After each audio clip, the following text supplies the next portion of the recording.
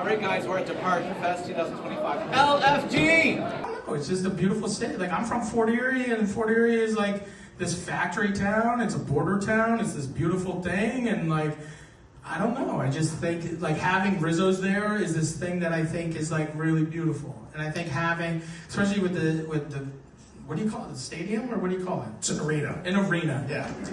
The arena, you know, the arena, this thing is just so iconic, and I think having somebody that enjoys building things the way that you do is gonna be an incredible thing. And I think that you care, like that's the thing is like, I think, you know, we always say like me, you know, our partners, and it's just like, we care too much sometimes. And that's what kind of holds us back. But I think that's what pushes people in a different direction. And then that's why our places aren't so cookie cutter. And I think, yeah, and I just think Hamilton in itself is incredible. And Dan and Ian are incredible, and Wade is incredible, and Wade's in Alexis on Fire, and Dan and Ian were in like Attack on Black and the outfit now, and just are incredible people. And we got together and we wrote 10 songs in a day, and then the next day we recorded them because they have a little studio in Welland.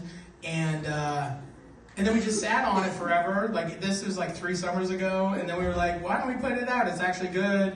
And then we just kind of put it out, a song yesterday, and then, yeah, that's the band. I think I'm looking forward to allowing myself to be proud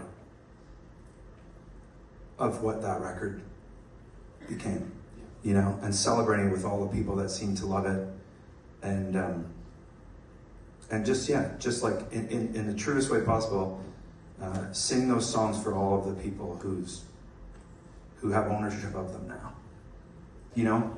So when I think about a song like Save Your Scissors, which when I wrote it specifically about an event in my life, and it was, you know, I was writing it from the perspective of, I was trying to say to somebody that I didn't want them to try to shape me into who they wanted me to be, you know? But when that song came out and sort of became this, I don't know what you want to call it, like a bit of a phenomenon, like I just never thought that was going to get on the radio or, you know, much music or played in shopping malls and things like that. The idea of what that song was for me lost all meaning. But then what happened is other people started coming up to me and telling me what it meant to them, where, like, the first time somebody told me that it helped them stop cutting themselves. That was a very strange thing for me to handle, because I was like, that's not what it's about, you know? And I was young and I was naive, and I didn't realize that it didn't need to be about that for that person. A really good one, I'll tell you, when I first met the guys in Monine, my band before Alexis Helican, we got to open for them in St. Catharines. And I remember they were coming from across Canada tour, you know, and I just thought that was unbelievable that this band from Brampton, Ontario had gotten to tour. And I thought, okay, well, they're doing it. There's got to be a way for me to do at least that, because to me that was all I wanted. I just wanted to go and play. I wanted to write my own music. I wanted to go play. Whatever happened, happened. You know, I had no grand delusions of stardom, or, you know, I'm from St. Catharines. It's not a hotbed for rock and roll. Although Neil Peart is from there, rest in peace. You know, so it wasn't like this, I'm watching much music thinking I'm going to be on there.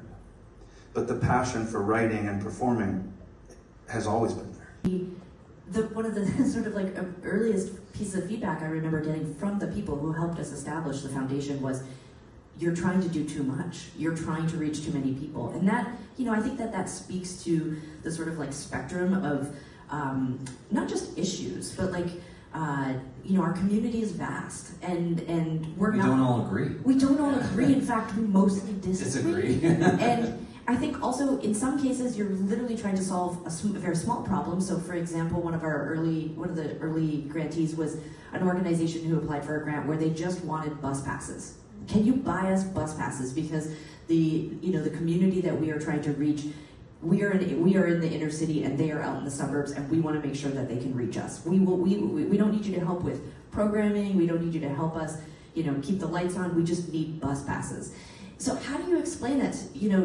How do you compare that to,